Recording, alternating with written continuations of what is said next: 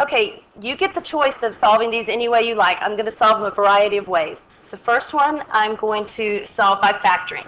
Before you can solve any quadratic equation, it needs to be equal to 0. So you need to subtract the 15 from each side. So I have 3x squared plus 12x minus 15 equals 0. Now I notice that 3 will go into each of these. So I'm going to factor out the greatest common factor of 3. 3x squared divided by 3 is x squared. 12x divided by 3 is 4x. And negative 15 divided by 3 is negative 5. Now this makes this one much easier to factor. Since the coefficient of my squared term is 1, I just need to know what multiplies to give me negative 5 and adds to give me this positive 4. So negative 5 can break down into positive 5 times negative 1.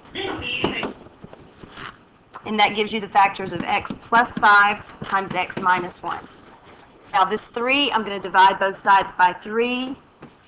And I have x plus 5 times x minus 1 equals 0 divided by 3 is 0. Now I'm going to come over here and set each of those factors equal to 0. When x plus 5 equals 0, x is negative 5. When x minus 1 equals 0, x is 1. So your answers are negative 5 and positive 1. Okay, the next one, I'm going to, again, subtract the 114 from each side. And this one I'm going to use quadratic formula. So quadratic formula is the opposite of b plus or minus the square root of b squared minus 4ac all over 2a. That will be given to you on the milestone, and it is on your benchmark. Right, so a is 4, b is 5, and c is negative 114. So the opposite of b is going to be negative 5 plus or minus the square root b squared, that's 5 squared, minus 4 times a is 4 times c is negative 114 over 2 times a, which is 4. So I have negative 5 plus or minus the square root of 5 squared is 25. I'm going to grab a calculator and multiply negative 4 times 4 times 114. And that gives me 1,824. Now I'm going to add together 1,824 and 25, giving me 1,849.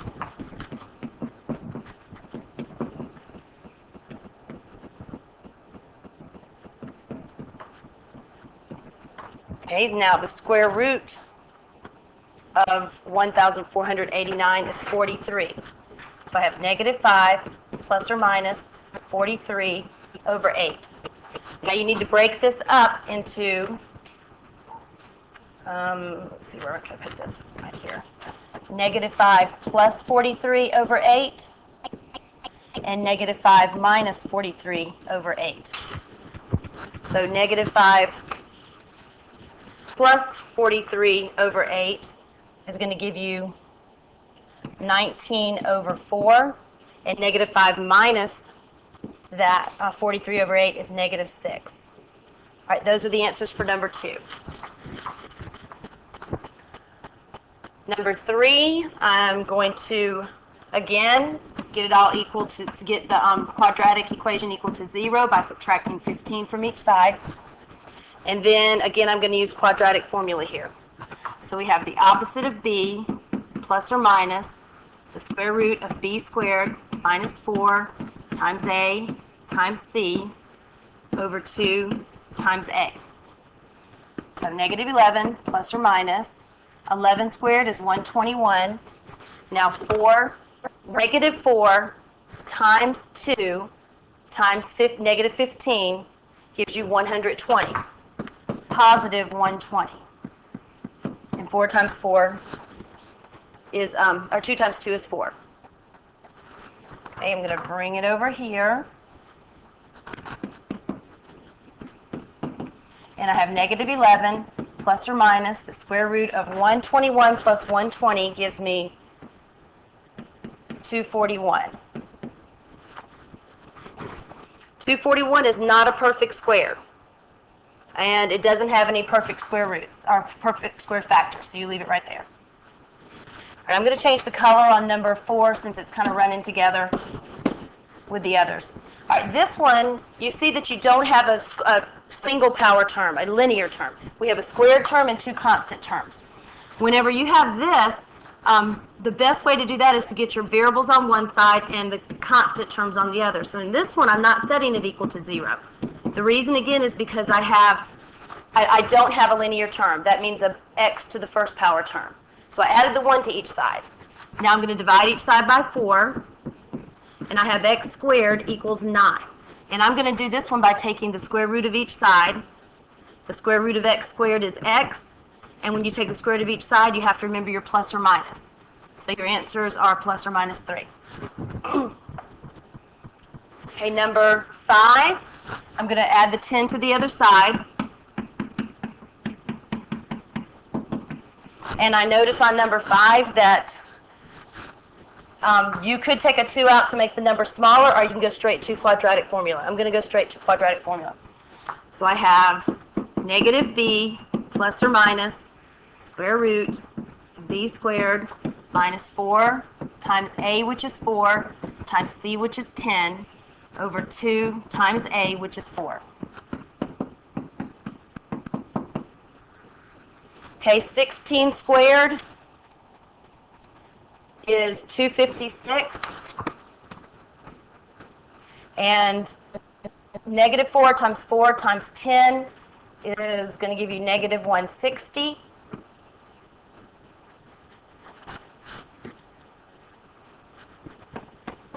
So I have negative 16 plus or minus the square root of 256 minus 160 is 96. Now, if this is on the multiple choice portion of your test, then check and see if they simplified it anymore. It can be simplified more because 96 has a perfect square factor of, I think, 16. Yeah, 16 times 6. So this will be negative 16 plus or minus the square root of 16 times 6 is 96. 16 is a perfect square. So I can take out the square root of 16, which is 4, square roots of 6 over 8. I can't do anything with the square root of 6, but 16, 4, and 8 all have a common factor of 2. So I'm going to factor out a 2, and I'll have negative 8 plus or minus 2 square roots of 6. Oh, wait a minute. They have a common factor of 4.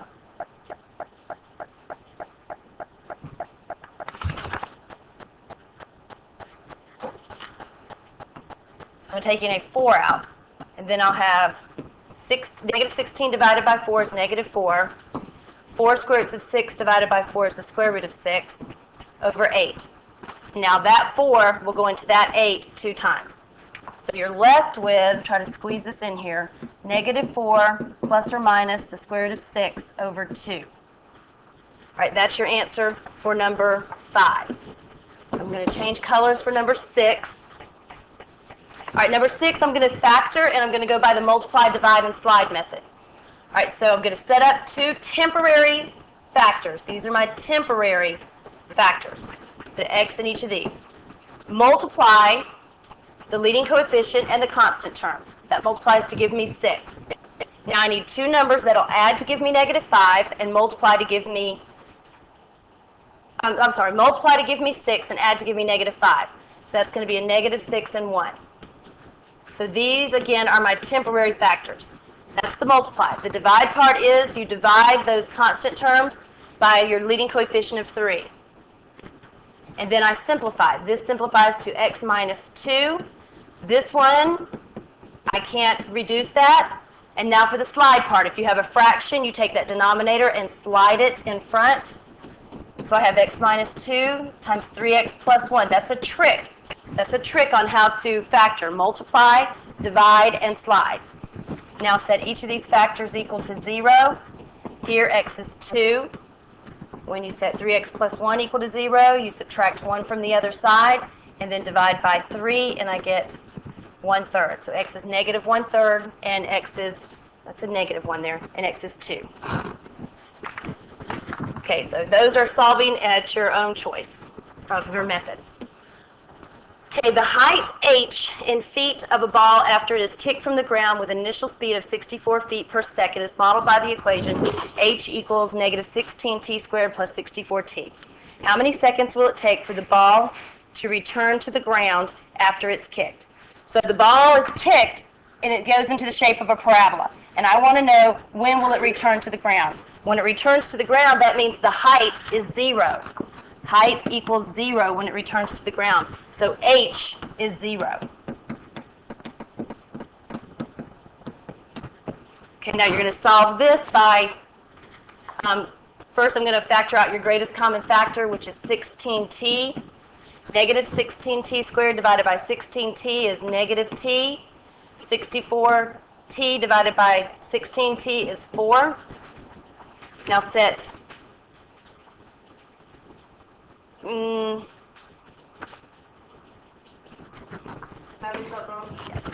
All right, so here when you set each of these equal to 0, t is going to equal 0. So that means at time 0, the ball is on the ground. That's in the beginning. And then over here, when I set this equal to 0, I'm going to add t to the other side, and I get t is 4. So in 4 seconds, that's your answer, it's going to be back at the ground. It's going to be back on the ground. All right, number 8. The height of a football that has been thrown or kicked can be described by the expression h of t equals that. How long did it take for the football to hit the ground? So again, you're going to set the height equal to 0 and solve this by any method you choose. I see that all of those are divisible by 2. So I'm going to factor a 2 out. I'm going to factor a negative 2 out because I like for my leading coefficient to be positive. So that gives me 8t squared minus 10t minus 3. Now I'm going to divide each side by that negative 2. So I'm left with 8t squared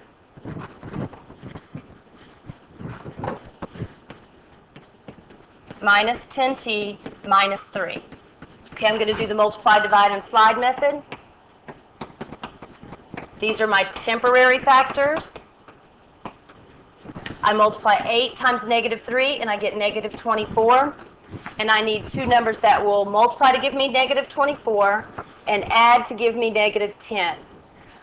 So that's going to be negative 12 and 2.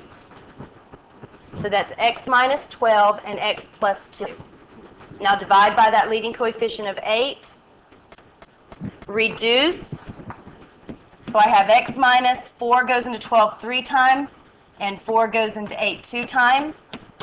And here, 2 goes into itself once, 2 goes into 8, or 2 goes into 8 4 times.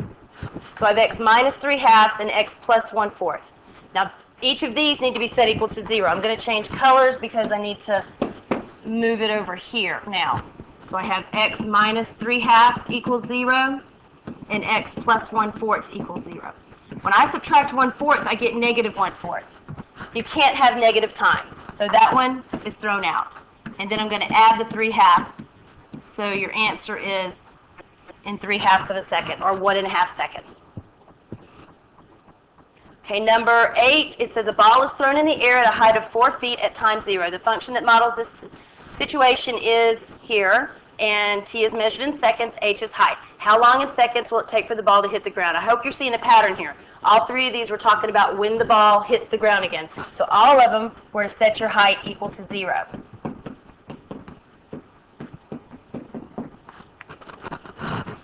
Okay, this one I'm just going to go straight to quadratic formula on, just so you can see a variety of different ways to do this. So I have the opposite of b, which would be negative 63, plus or minus the square root of 63 squared is 3,696. So I skipped the step of showing you that I was squaring the 36. I went ahead and squared it. 39, oh, I wrote that wrong. It should be 3969.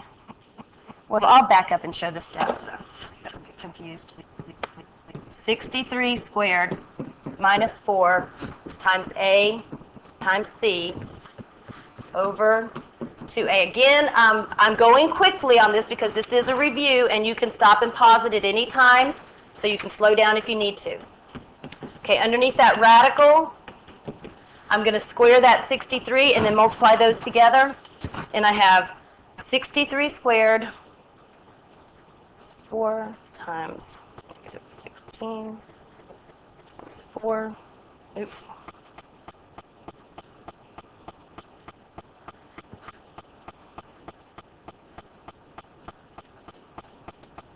that gives me 4225 under the radical. And I hope that's a perfect square. Let's see. The square root of that is 65. Okay, so this is going to split up into negative 6 plus 65 over 32 over negative 32, and negative 6 minus 65 over negative 32. Oh, that should be 32, not 35. Okay, when you simplify this one, you're going to get a negative answer, so I'm going to throw that one out. And when you simplify this one, you're going to get positive 4 seconds. Okay, let me double check that. Negative 6 minus 65 divided by negative 32.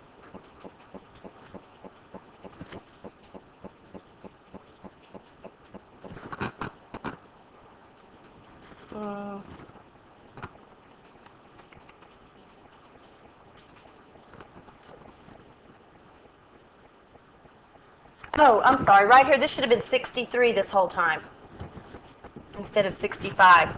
Okay. All right, so then that would have been negative 63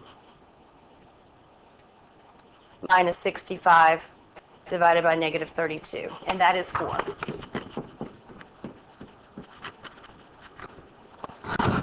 Okay, the next part of this is asking you to, it's about vertex form of a quadratic. And the first one says a diver is standing on a platform 24 feet above the pool. He jumps off the platform with initial upward velocity of 8 feet per second. And here's your formula. What is the maximum height that the diver reaches? So I need to know how to find your maximum, which is the same as your vertex.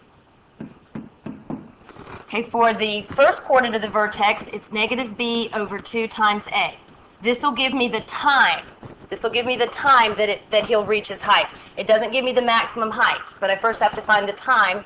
So that's negative 8 over 2 times negative 16. Remember, this is A, this is B, and this is C. That gives me negative 8 over negative 32, which is 1/4. All right, that tells me the time that the diver reaches his maximum. To find what the maximum is, I have to take 1/4 and put it into my original equation, h of t. So h of 1/4 is negative 16 times 1/4 squared plus 8 times 1/4 plus 24. And that's going to give you, this is going to be 16, that's negative 1 plus 2 plus 24, which is 25 feet. So what we found is he jumps off the diving board and he lands in the water, and his height, the highest point he reached was 25 feet, and he reached that height at 1/4 of a second. All right, the vertex of the next one, it's already in vertex form, so you pick out the opposite of h. Remember, this is vertex form. It's a times x minus h squared plus k. So the opposite of h would be negative 3, and k is negative 5. So that is your vertex, negative 3, negative 5. Number 12, I'm going to do like I did number 10, using negative b over 2a to find the first coordinate of the vertex, and then I'll plug that into the equation to find the second coordinate. So negative b over 2a would be negative 8 over 2 times negative 2. So that's 8 over negative 4, which is negative 2. Now, plug that back in to the original equation to find the second coordinate. So I have negative 2 squared is 4. Negative 2 times negative 8 is 16.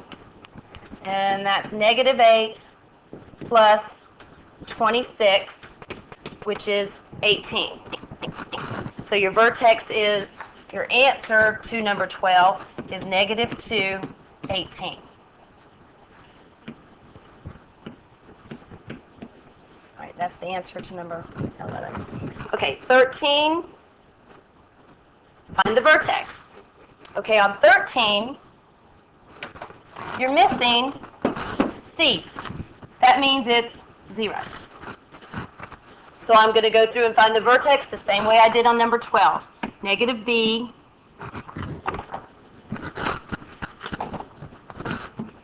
over 2A. So that's going to be negative 4 over 2 times 1, which is negative 2. And then plug that back into the original. So I have negative 2 squared plus 4 times negative 2. So that's 4 minus 8, which is negative 4. So your vertex is negative 2, negative 4. And the next one is the same. Negative B over 2A would be positive 162 because it's minus a negative over 2 times negative 9. So that's 162 over negative 18, which is 9, negative 9. Now I'll plug that back into the original equation. I have negative 9 times negative 9 squared. I don't have enough room. Let me change colors so it's not all running together. All right, f of negative 9 is negative 9 times negative 9 squared minus 162 times negative 9 minus 731. And that gives you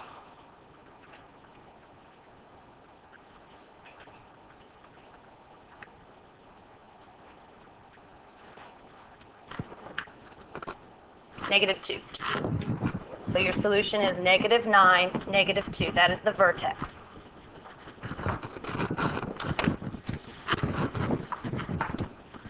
Okay, 15. Jason jumped off a cliff into the ocean in Acapulco while vacationing with some friends. His height of the function of his height as a function of time could be modeled by that, where t is the time in seconds, h is the height in feet. How long did it take for Jason to reach his maximum height? Again, if you're looking for the maximum height, we are looking for the vertex.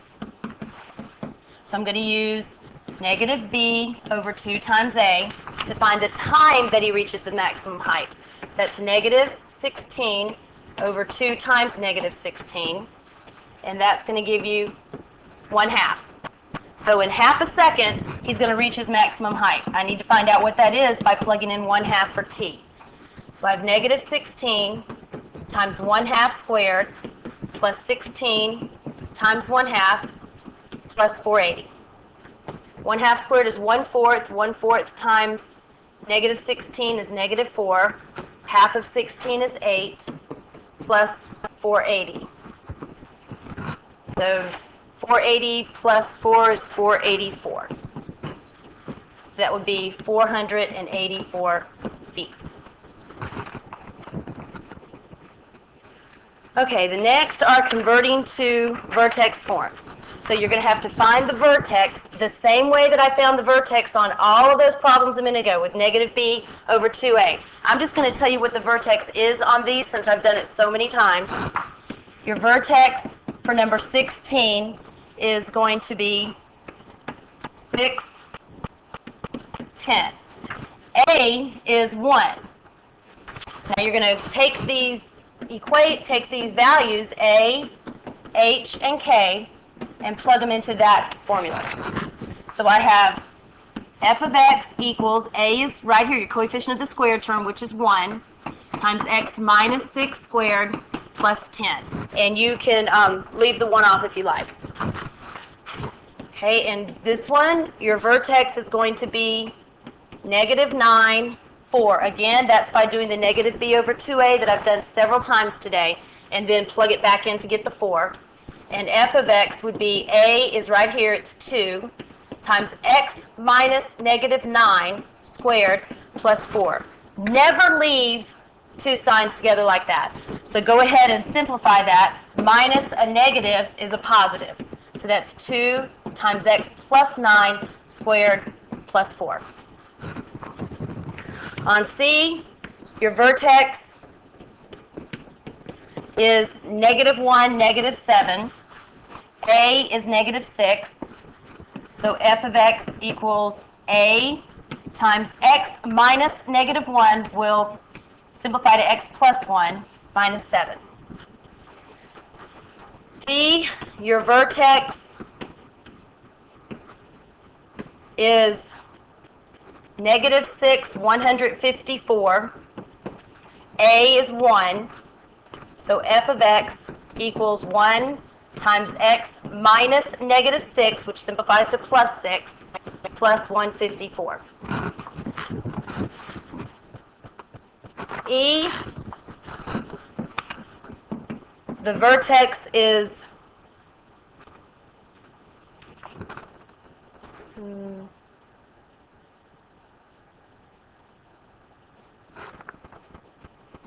negative 7, negative 10. A is negative 1. So f of x is a times x minus negative 7, which simplifies to x plus 7, minus 10. And on F, your vertex is 7, negative 4. A is 2. So f of x is equal to 2 times x minus 7 squared minus 4. Okay, the rest of these are seeing if a number is rational or irrational. A rational number is a number that can be written as a ratio, or it is a terminating decimal, which means a decimal that ends, or a repeating decimal. All right, the square root of 10, which expression has a value that is a rational number? Okay, the square root of 10 is not a rational number, so if I add the square root of 10 and 16, I'm not going to get a rational number. You can't add the square root of 5 and the square root of 7, but those are irrational numbers. The square root of 3 is an irrational number. But on number 9, the square root of 9 is 3, and the square root of 4 is 2. That is a rational number, so your answer is C. Number 18, which statement is true about the value of the square root of 8 plus 4 times 4? Okay, the square root of 8 is an irrational number. That is not a perfect square. So my answer is going to be irrational. That takes out A and B. All right, so now why is it irrational? Because the product of two irrational numbers is irrational, or because the product of an irrational number and a rational number is irrational. That is D. Two rational or irrational numbers may or may not be irrational when you multiply them, but the product of a rational and irrational will be irrational. Okay, so the last part of this, square root of 12 is not a perfect square, so this is going to be an irrational number. Both of these are perfect squares, so when I add them, I'm going to get a rational number.